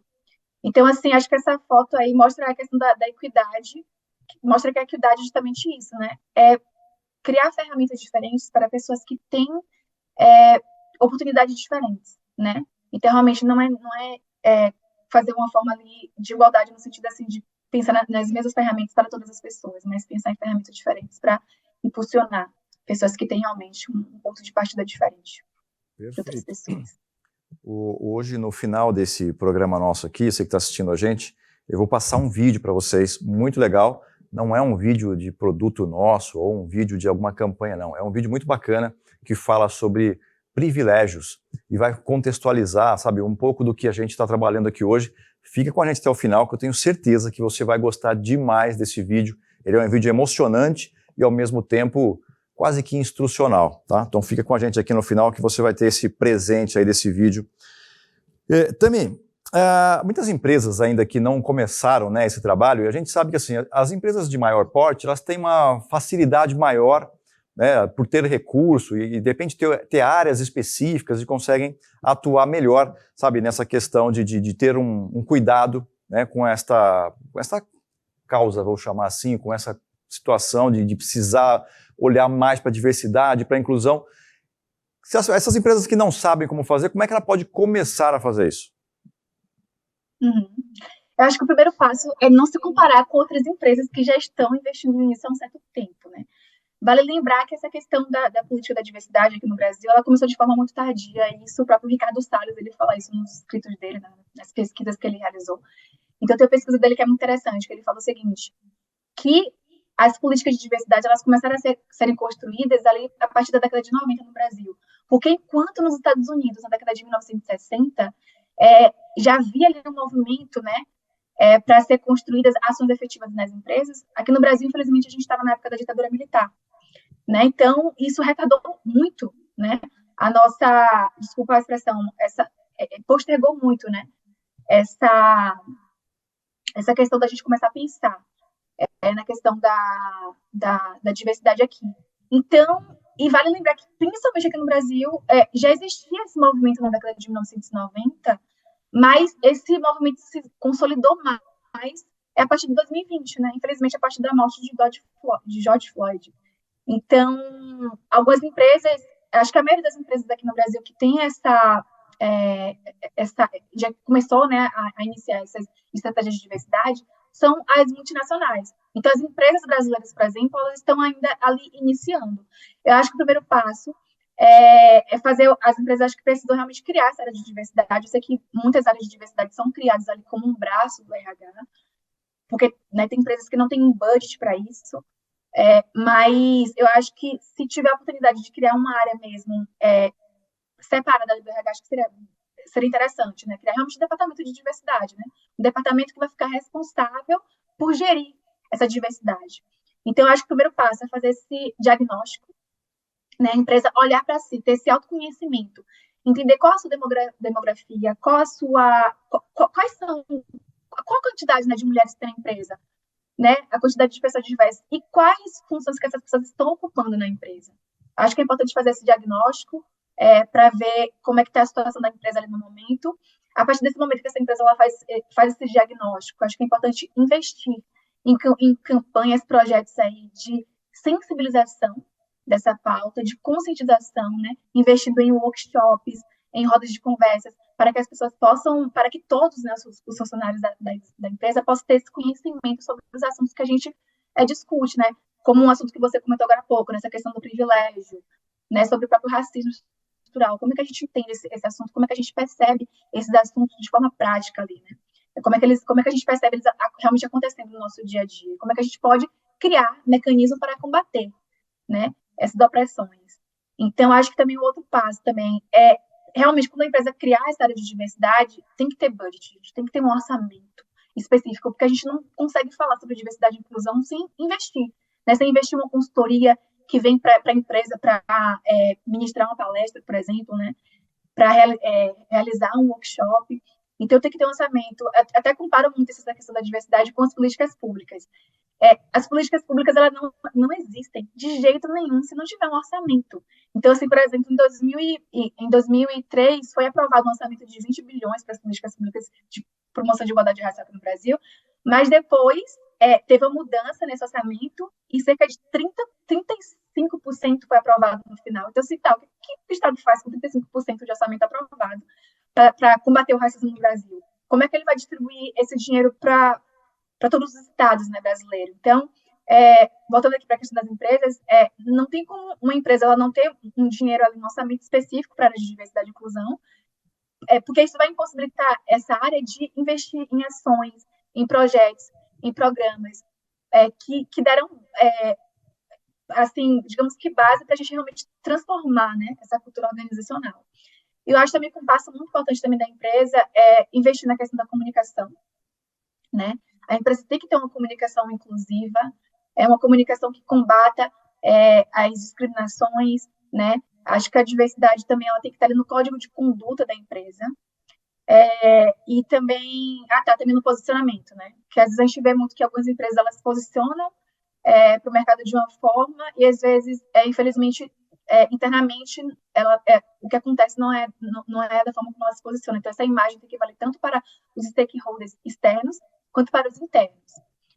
Eu acho que esse seria o caminho, mas eu acho que esse primeiro passo de começar realmente a pensar, a se autoconhecer, para entender como é que ela vai olhar para a população, né, que faz parte dela, para os funcionários que fazem parte desse corpo, dessa empresa, eu acho que é muito importante, porque aí, conhecendo, né, tendo esse autoconhecimento da estrutura dessa empresa, acho que ela vai conseguir realmente direcionar, né, melhor as estratégias e ações de diversidade. Muito bem. Sensacional. Quem está assistindo a gente que ganhou uma consultoria grátis agora, hein? Essa aqui, a Tami deu uma consultoria. Tami, fica comigo, que a gente tem mais perguntas para você. Eu queria trazer a Vivi de volta, que eu sei que ela tem um compromisso, e aí a gente faz aqui uma liberação com ela. Vivi, você está com a gente aí? Tiver? Aqui. Tá aí, ótimo. Vivi, eu queria que você trouxesse para a gente aqui as suas considerações finais, também como é que a gente te acha na rede social, como é que faz para falar contigo, se você tem algum livro, se você tem algum vídeo para recomendar para a gente. Oi, Cris. Gente, primeiro, minha recomendação final, ela sempre vai começar com um agradecimento, né? Quando a gente tem uma oportunidade para conseguir falar um pouquinho sobre o tema e sobre esse assunto de uma maneira tão ampla, tão aberta, com tanto suporte, a gente não tem como deixar de agradecer ao Cris por estruturar esse evento, por viabilizar que a nossa voz chegue realmente para o maior número de pessoas possíveis. Então, muito obrigada, Cris, Fabi, a toda a equipe de produção que está aqui fazendo a coisa acontecer, a Tá, que é minha parceira de muitos anos aí dentro da academia, divulgando a nossa história. É importantíssimo termos pessoas como a Tá, divulgando realmente de forma acadêmica toda a nossa história, todos os nossos números e falando sobre a importância de políticas públicas para a população negra. E minha mensagem final para vocês, eu já dei a dica do livro, dois livros, né? A Escravidão, volume 1, 2 e 3, e o Diversidade, Equidade e Inclusão, tornar simples o que parece complexo. Filmes, tem uma série de filmes aí que a gente pode indicar. Eu vou particularmente indicar Uma Noite em Miami, que fala sobre um encontro fictício ali entre três grandes personalidades negras e trazendo verdades do movimento negro americano, mas que tem muito a ver com o contexto atual do movimento negro aqui no Brasil também. E minha provocação final é: escutem o diverso, convivam com o diverso e viabilizem oportunidades para as pessoas diversas. Transforme a diversidade, transforme a inclusão não só um tema de CNPJ, mas a inclusão como um tema de CPF. Viabilizem que as pessoas negras consigam ser quem elas são e tenham acesso às mesmas oportunidades que vocês. Entendam dentro do contexto da vivência de vocês como vocês podem combater ações de racismo desde a forma mais simples, como não achar engraçado uma piada de pessoa negra no grupinho da família, ou permitir que microagressões aconteçam do seu lado, porque não esqueçam, ficar em cima do muro também é um posicionamento. E nós estamos vivendo um momento tão delicado da nossa sociedade, onde uma pessoa negra não pode nem sequer morar em um condomínio sem que sofra agressões por conta disso. Uma pessoa negra não pode nem expressar a sua arte cantando sem que sofra agressões, conforme o que a gente está vivendo e vendo na televisão. Pessoas negras hoje, elas não podem nem sequer se posicionar de maneira assertiva dentro da sua atividade, porque elas correm o risco de sofrer microagressões. E não é que o racismo agora começou a acontecer, é que o racismo agora ele está sendo amplamente divulgado, mas mais do que isso, as pessoas negras estão se posicionando, porque elas precisam agora realmente falar. Portanto, seja a pessoa que vai escutar e dar o suporte necessário, porque o racismo não é um problema de pessoas negras. O racismo é um problema de pessoas não negras que ainda não entenderam que raça, cor, não significa menos potência, menos inteligência, menos individualidade e muito menos que nós somos menos que qualquer pessoa numa sociedade. Portanto, seja um aliado estratégico, lute comigo, lute com o Tami, lute com o Cris, lute com o Fá, mas lute. Seja no WhatsApp, ou seja, efetivamente, numa luta mais prática, que é isso que a gente precisa para mudar. Dá tempo de eu te fazer a última pergunta? Sempre, Cris. Você comentou agora há pouco que você tem 42 anos, é isso? 42. Se você pudesse voltar para viver de 9 anos de idade ou de 8 anos de idade, o que você diria para ela? O que você diria para ela? Se tu luta, tu conquistas, mas não vai sozinha, vai em coletivo, porque conquistas individuais da população negra não são conquistas, são falácias, são acessos. Excelente, você pode ser o agente dessa. Como é que te acha na rede? Vivi Elias Moreira, tá super fácil, gente. Perfeito. Vivi, beijo, gratidão aí por você ter participado com a gente, foi maravilhoso. Espero que a gente tenha mais oportunidades, tá bom? E sempre comigo. Muito obrigada, gente. Valeu. Até breve. Beijão. Até. Tami, tenho mais uma pergunta para você aqui. Como é ser mulher negra no mercado de trabalho?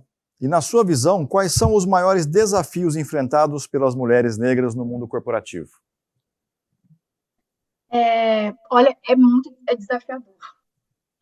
É desafiador porque a mulher negra, eu acho que a pessoa negra, de forma geral, ela se sente muito solitária, né? Em alguns ambientes. Então, assim, você chega em um ambiente corporativo e se você não vê pessoas parecidas com você, você se sente sozinha, né?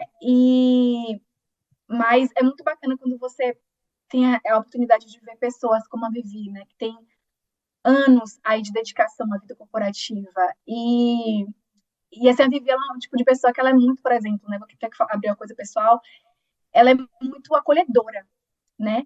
Então, se você vê uma mulher negra na posição que ela ocupa, sendo essa pessoa que consegue dialogar com as pessoas, tem um olhar de sororidade com outras mulheres negras, é incrível, assim, né? Você se sente muito mais motivada em ver mulheres na posição que ela ocupa hoje e conseguir, assim, ter esse olhar muito mais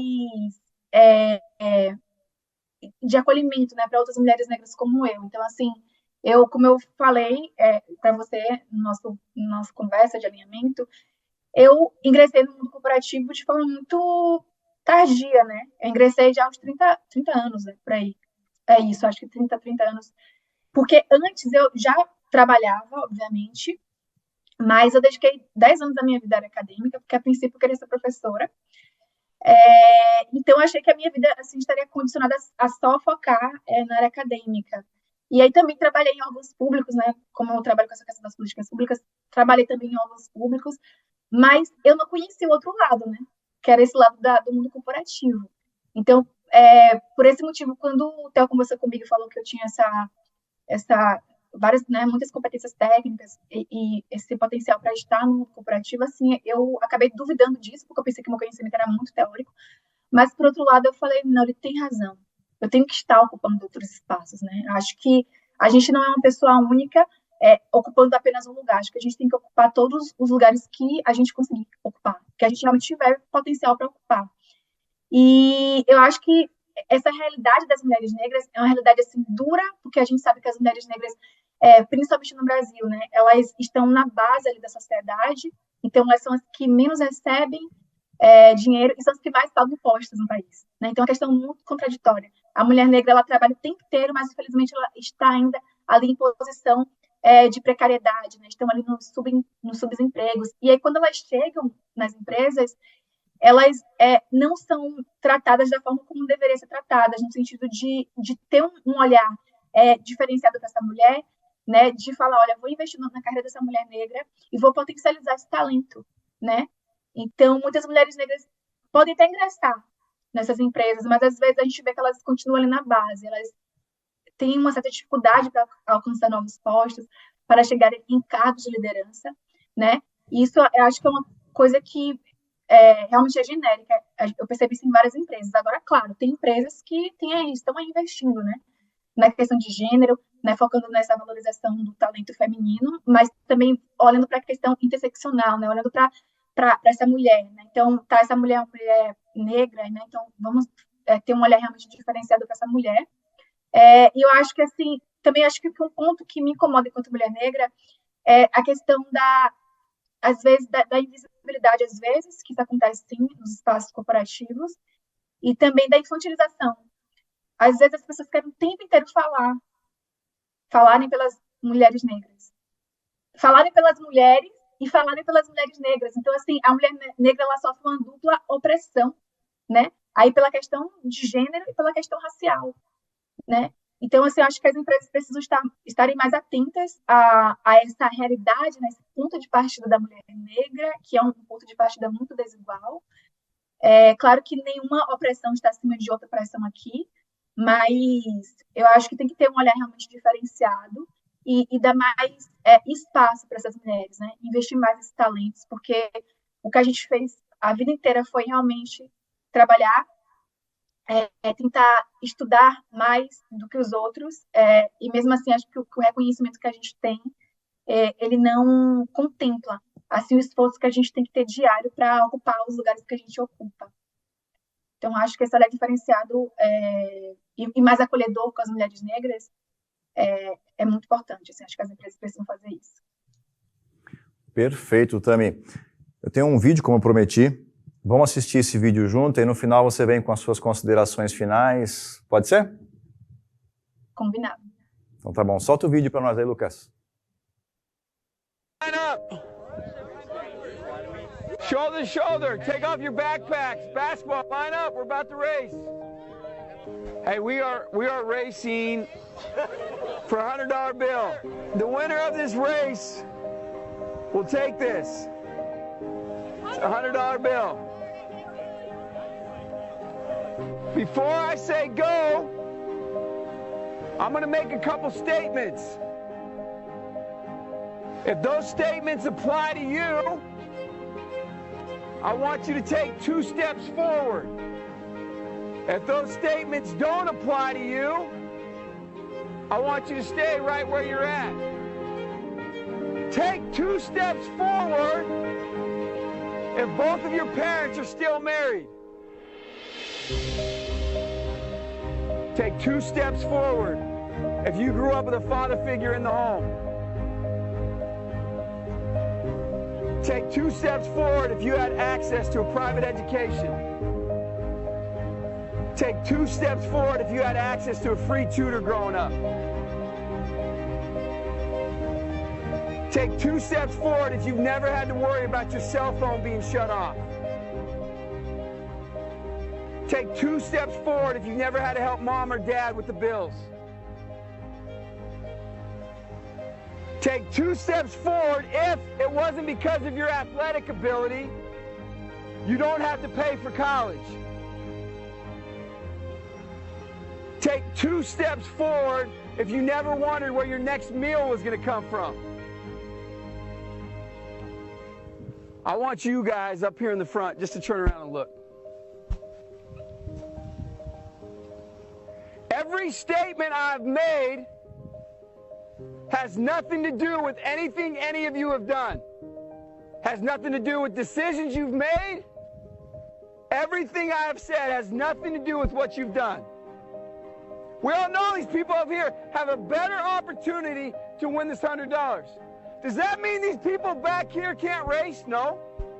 We would be foolish to not realize we've been given more opportunity. We don't want to recognize that we've been given a head start. But the reality is we have. Now, there's no excuse. They still got to run their race. You still got to run your race. But whoever wins this $100, I think it'd be extremely foolish of you not to utilize that and learn more about somebody else's story. Because the reality is, if this was a fair race and everybody was back on that line, I guarantee you some of these black dudes would smoke all of you. And it's only because you have this big of a head start that you're possibly going to win this race called life. That is a picture of life, ladies and gentlemen. Nothing you've done has put you in the lead that you're in right now. When I say go, on your mark, get set, go!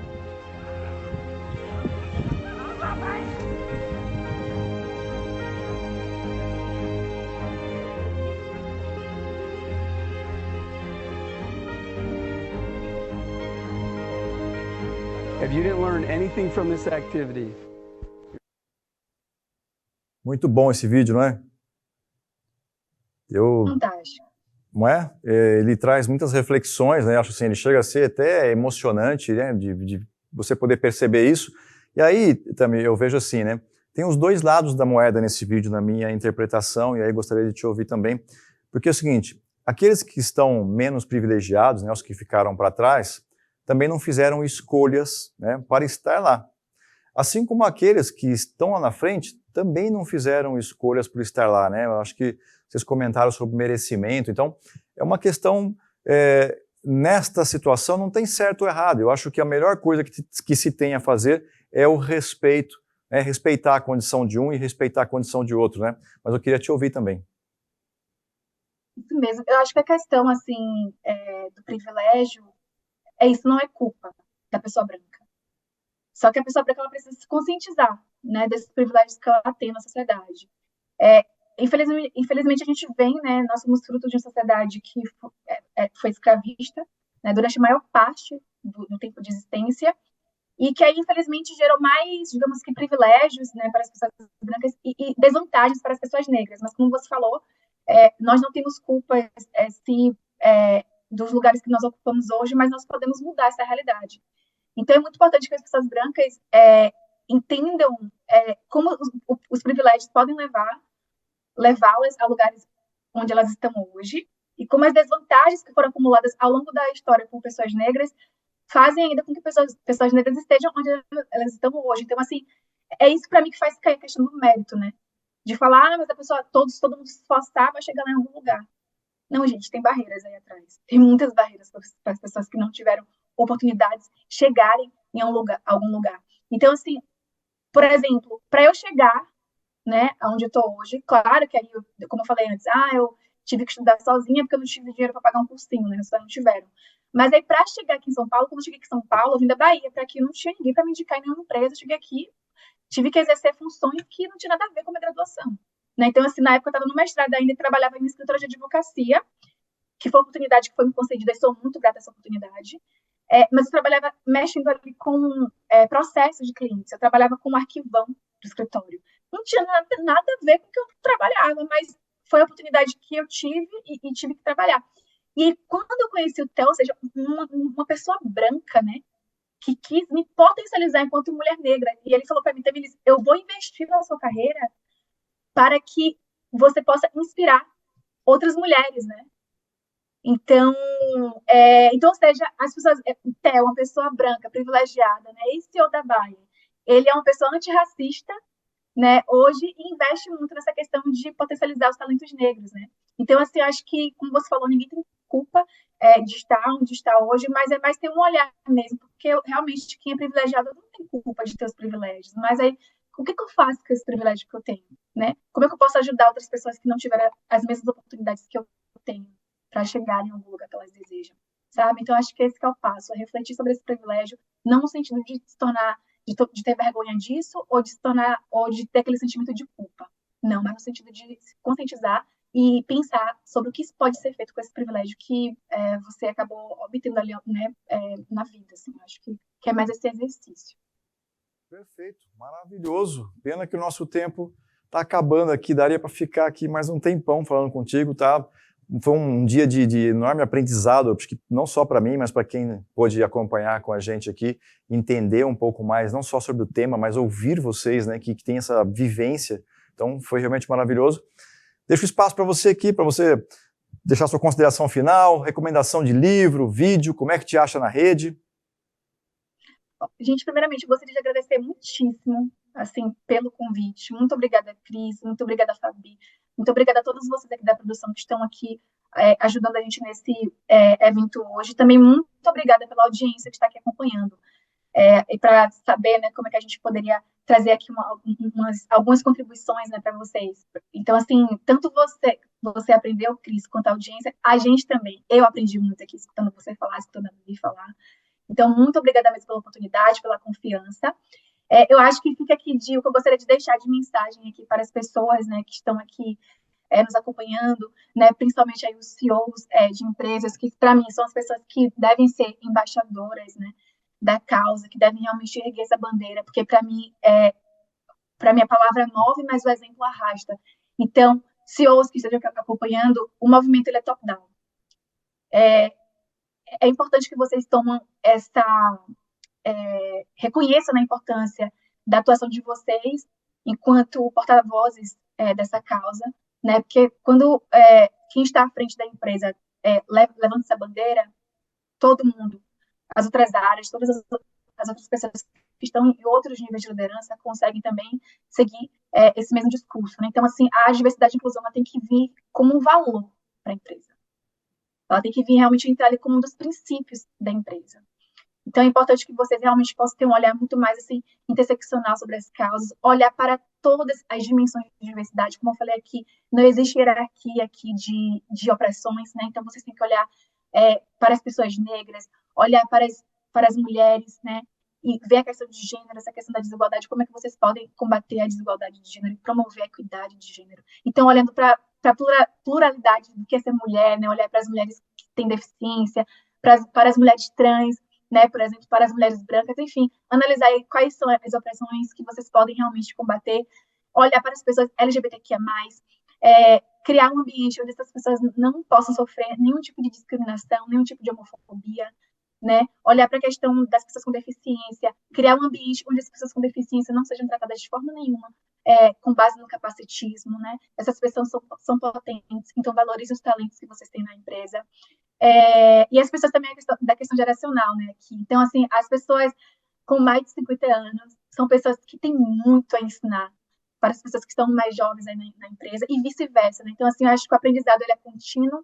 Eu acho que outro ponto aqui também, que eu gostaria de sinalizar, é que todos nós estamos aprendendo, gente. Todos nós. Às vezes a gente erra, assim, eu já errei com algumas expressões que eu já usei, por exemplo, mesmo sendo profissional da área.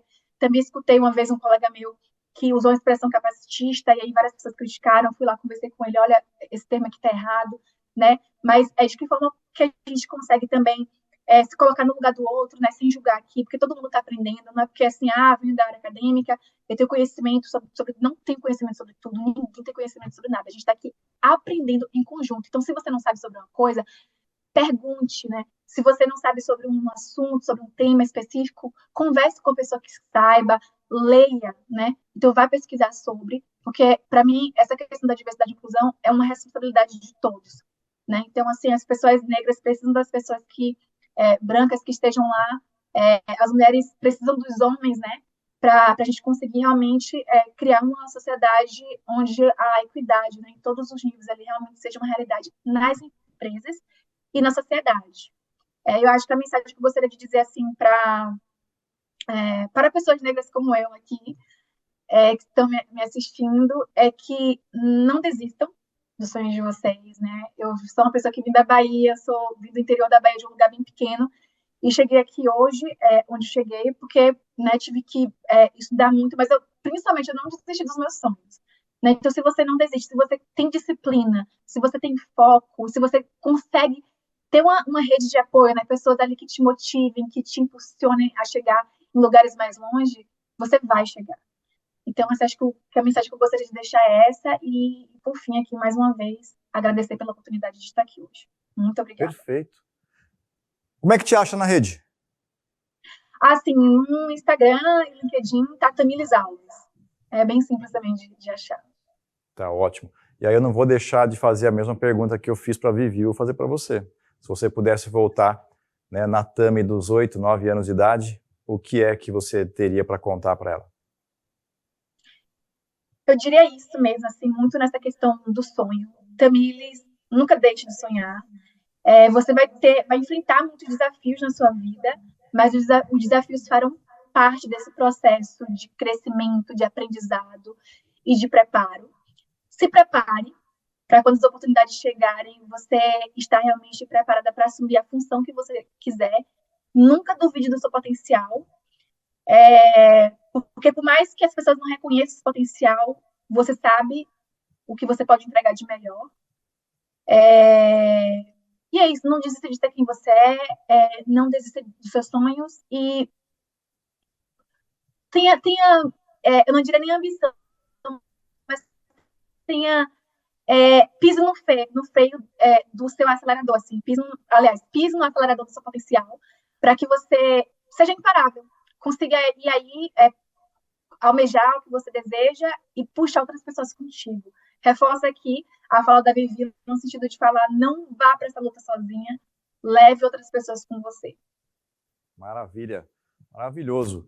Tami, obrigado mesmo de coração por ter aceitado o nosso convite aqui. A Vivi, talvez se assistir a gente novamente depois aqui para ver esse encerramento, que eu acho que vai valer a pena para ela, até para poder assistir esse vídeo que nós passamos. A você que esteve com a gente agora aqui na nossa audiência, muito obrigado por você ter guardado com a gente até agora. Fica aí o convite, se inscreva lá no programa Papo Digital, mês que vem tem uma edição nova. Eu vou deixar para você também aqui algumas recomendações. Filme, gostaria que você assistisse Cuba e o Cameraman, para você visualizar essa questão de culturas e até observar a mudança de cultura ao longo do tempo. Além disso, Indústria Americana, lá no Netflix também vale muito a pena você observar, né, como é que é a cultura, de repente, americana, recebendo uma empresa chinesa que montou, né, uma fábrica de vidros automotivos lá nos Estados Unidos. Outro filme maravilhoso, Invictus, um filme que conta lá a história do Nelson Mandela, que, na minha opinião, é um dos melhores exemplos, né, que a gente tem sobre as causas, principalmente. Agradecer aqui aos nossos queridos que estiveram com a gente aqui, fazendo a tradução de Libras, Clara, o Matheus, vocês mandaram bem demais. Agradeço mesmo de coração e, mais uma vez, parabéns por trazer isso não só para a gente, mas de poder levar a comunicação às pessoas que têm essa necessidade, tá bom? Parabéns e obrigado a vocês. Fabi, mais uma vez, parabéns e obrigado pela organização também desse evento. A todo o nosso time aqui, né, que a gente tem diversidade dentro da empresa e diversidade de competência, gente maravilhosa. E a todos vocês, minha gratidão. Espero vocês no mês que vem. Obrigado, gente. Tchau. Até mais.